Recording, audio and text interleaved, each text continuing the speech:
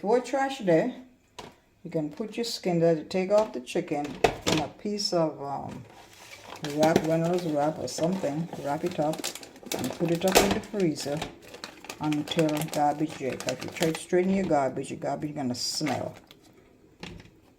And just put it to freeze and put it in the freezer in your refrigerator. And when trash day comes, then you throw it out. Got it? I have to put in a piece of Reynolds wrap or whatever you have that you can use. You can figure out the piece of chicken skin. And you can put it in a bag like this and then put it in the freezer. This looks so much better. And put it in the freezer until trash day. Subscribe, subscribe, subscribe. And put it in the freezer. Wait a minute. Put it down here. In the freezer part of the fridge until Thursday. Until trash day.